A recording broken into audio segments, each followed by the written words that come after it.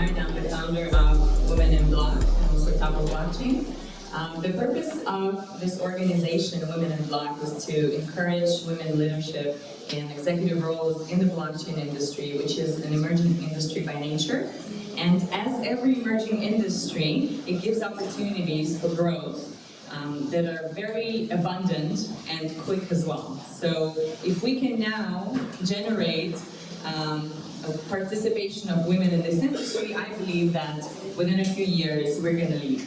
So that's the purpose of this organization, to share knowledge, to share opportunities with each other, to become experts as much as we can, and to lead the blockchain and crypto industry in the future. Next on stage is Adi. Where's Adi? Adi Karmon Scope. There you go. Adi is an expert in token economics and everything related, and we're going to talk about that and how to improve the world of blockchain and crypto. There you go. Hi everybody. So great to be here. Last time I was in a conference, I took a picture of the ladies' restroom and said, only blockchain conferences are there no lines in the restrooms, and all the restrooms are actually available. So here I was in line for like a minute. That's a good measurement. For you. Yeah. Maybe we could put that as like an off-chain data you can collect to monitor the numbers of women in conferences. Come to blockchain events by women. Right. No lines in the No restrooms. lines. Yeah. Well, thanks for coming today. Love to learn more from you. Every time I talk to you, I learn more and more about economics. I studied economics in college, so this is very, very exciting for me. But what is token economics exactly? Can you put that in a few words? Sure. So I think the best way to describe tokenomics is just by giving an example. So I'll give you an example of a token economy that I designed a while ago. And I know that the speaker after me is Kolu, so it's something that is similar to Kolu for another plan that I did. And when you think about tokenomics and you architect token economies, you really want to see where you can capture value, which the value is not captured by dollars, fiat, other cryptocurrencies.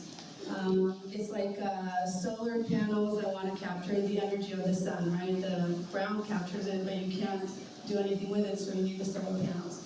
So this is a wallet that clients go to merchants to get a cup of coffee and they get a discount. Okay, it's something very trivial. How do you build a token economy for that kind of interaction between the merchant and the end user? The best way to think about it is you would go and say, okay, instead of using $9 to buy whatever, a coffee and a breakfast, buy 9 tokens. But then we just swapped and colored the token from dollars to tokens. We did nothing. We didn't expand credit. We just didn't do anything. So what we thought about doing is taking that and saying, okay, let's look at it from the merchant's point of view. The merchant just gave, like the guy behind me in line is going to pay $10 for the same amount of value that they're getting. And this person is going to get $9. So how do we capture the $1 difference because the merchant actually gave that $1? Maybe he's giving a discount, maybe he's lowering his profits. So that $1 that the merchant gave, let's give him a token. Let's give him the amount of discount that he gave in tokens. And what can that merchant do with the token? He can collaborate with other merchants. So for example, I'm in a neighborhood and I'm a barber, and this is a coffee shop, and this is a laundry service. Now, obviously, the barber needs to wash their towels in the laundry needs to take a cup of coffee, the coffee maker needs to get a haircut. So this is how you create a B2B economy which did not exist beforehand. It's not trading $1 to one token, it's actually expanding the credit and enabling these merchants to collaborate where they wouldn't specifically collaborate, so they would prefer each other. Okay, and this is a model known as the Wheel in Switzerland. If anyone knows about it, it's stated that Switzerland is very economically stable because they have a very strong B2B network. So that's like a good example of what true tokenization and true tokenomics means. It's expanding the value, capturing the value, and then enabling human connections and value transfer between humans, which would not necessary to exist beforehand. And another circle of this would be that the neighbor upstairs who goes to the coffee shop, she's like a graphic designer, she's a freelancer, so she can actually accept the tokens now, and then we created a whole ecosystem of lots and lots of professionals that could take part in this. Great, so that brings us back to how blockchain is creating new business models and new economies and new realities, so to speak, right? So could you expand a little bit about the types of tokens that are there? Sure. So when I look at it from a bird's eye view, then the things that are less, I personally am less passionate about, and I really, I both with the Gal and with the VI, I'm really connected to your talks. It's just tokenizing existing assets. Okay, it's not going to be a security from paper, right? It's going to be a security that is a token, and it's going to go through the same laws and everything. So we may have optimized a certain financial tool that existed already, and maybe the investors have lots of advantages of liquidating early and stuff like that, and it's wonderful. But it's not something, in my opinion, that is revolutionary, and I totally shout out for, blockchain as a revolution. It was intended to enhance human connections, enhance value transfer, decentralize, and stuff like that. So I would like to talk about more of the other tokens, which fall under, for example, utility tokens, which I just discussed. Okay, so the token is actually a store of value, what money was meant to be, and it's actually transferable between the end users. Another type of token is non-fungible tokens, NFTs, which means that it may well be, that if I want to now tokenize my DNA, okay, that is a very unique combination, and there's no two same tokens, so that would be like a non-fungible token. Anything in general, the word token should be used when we want to transfer value, which is not information. Okay, a revolution of the internet is for information. The revolution of blockchain is for value transfer. So we want to transfer value. I want to give you something, and then you want to give me something in return. Then we may use a token in order to facilitate that barter. So that would be like the in general definition for me.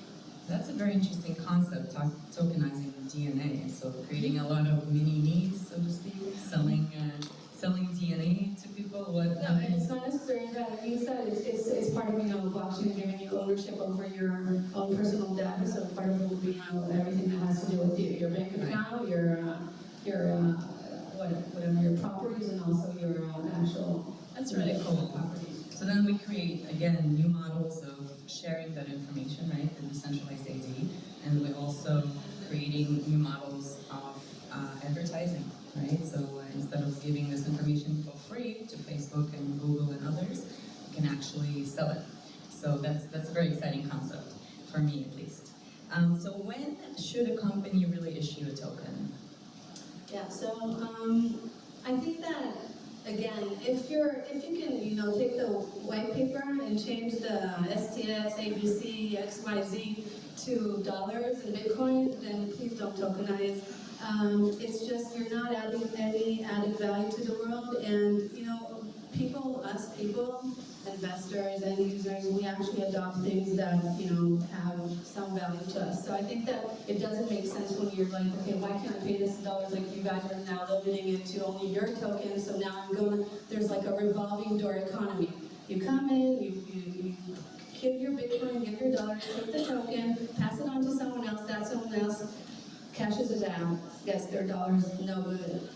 So what you want to do is when you're actually thinking about tokenizing, I've developed like a methodology in which you actually want to keep the token within this ecosystem and have as much velocity, which is transfer of the token between the people, but actually to really capture value, so not just pass that around. And this would look something like, okay, let's look at who are these people in the middle, okay? Because investors are not the people in the middle. They're not the people who are actually going to pass around that token. So who are these people in the middle? What types are there? For example, in my earlier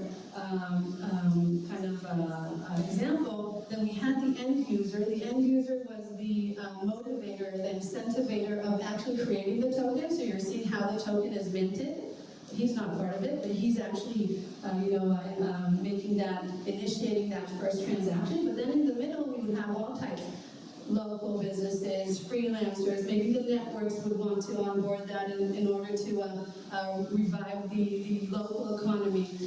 So you would want to identify the stakeholders and understand what are the use cases. Okay, so how would the merchant interact with the freelancer? How would the merchant interact with the merchant? And try to have as many to many connections between these people in the middle and try to aggregate or try to see which best practices can you actually think about. And when you have more than 2, 3, 5, then you actually understand that it's not like a one-trick pony token. It's going to be a token that is going to actually expand the credit between the people. You want to see how the token is actually cashed out to real life, because I need to pay electricity and I need to pay my employees in the cafe. But that thing in the middle should really capture a new kind of value. Cool. I want to talk about the coin creation, the token creation. Is there a benefit to having a hard limit on the number of tokens in the ecosystem? Yeah, so, okay, so the hard cap is, I'll tell you my take on it. Okay, on the ICO, it would go something like this. Okay, how are we going to create value? We are going to issue 1 million tokens. It's going to be, each token is going to be like $1. So we're starting off with $1 million worth of economy. And then because of the scarcity of the 1 million tokens, the price will rise because the demand is going to rise and we can't issue more tokens. And there we have it, yay, problem solved. But the thing is that if we want to really interact, then we can't have something worth $1, $5, and then 50 cents. And what can we do? We're still kind of pegging things to fiat. We don't necessarily understand what 1 Bitcoin means or 1 Ether means. We're still in that translation phase. And since that is the case, then people can't have, pay 5 tokens for the same thing and tomorrow morning pay 1 token. It's very difficult, and that is going to really abrupt the adoption of the token. But the second thing is that why do we want to limit the amount of tokens? We have a certain potential, endless potential of connections and collaboration between human beings. And by creating scarcity, we're actually capping the amount of interactions that we can do. Because I would love to interact with you, Anne, but I don't have enough shekels. I would love to interact with everyone. I can't.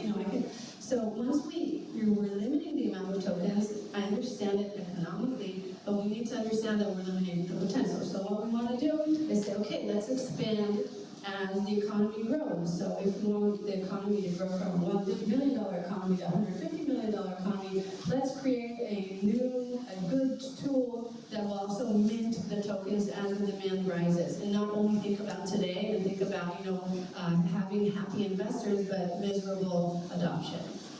Right. So I really I agree with this point of view. Also, why would you interact with me if you expect the token to become much more valuable in the future? So you're going to keep it and you're not going to interact with me. And what we want to do here is to facilitate this sort of ecosystem interaction, right? So what kind of models do you want to see in the future? And I would like to conclude with kind of understanding your grand vision for this industry. My grand vision is to have as many tokens as possible, which makes sense. So to capture as much value that needs to be captured, and obviously we would have tokens that kind of collide with each other, but we don't need 1 million tokens who are actually doing the same thing. But we could look at it like on a regional or a neighborhood level. We could have the neighborhood token, we could have the regional token, we could have the city token, and I actually have a good example. I have 3 examples. So I have a good example to end with a project I'm consulting for, and it's called the Give token. And the Give token, you asked about also in our previous talks about diversity and inclusion and everything. And the thing about the Give token is it's a token for kids. And why aren't kids included in the ecosystem? Because money is corrupted. And we can't track money, and they can buy drugs with it, and they can buy candy with it. And in general, money is not a good tool for kids to go on and about. There's no control. So creating an ecosystem for kids is an amazing thing, because the kids early on, they're very intuitive with money, right? So they can learn what money is all about, and learn about spending. They can actually empower themselves and buy what they want. They can also contribute and volunteer, and also all these things, but it's all in a very protected environment. So an economy like this, just 1 second, would look like this. The parent, instead of giving $40 in allowance to their kid, and that kid buys drugs or sweets with, they're giving a $40 allowance within the system, and the system actually mints a proportional amount of tokens. And then these tokens are actually within a walled garden, and in that walled garden, very, very quickly, you would want to include all the advertisers who want to take part, obviously, to corrupt your kids, just kidding, or all the charities, or all these. We actually had an economy, I co-founded AppCoin, and we had something called Gilim, which was like 150,000 students in Israel who actually collaborated with a token similar to this. But the thing is that everything is for the kids, so the kids can actually govern their own token. The kids can get the policies. Are they incentivized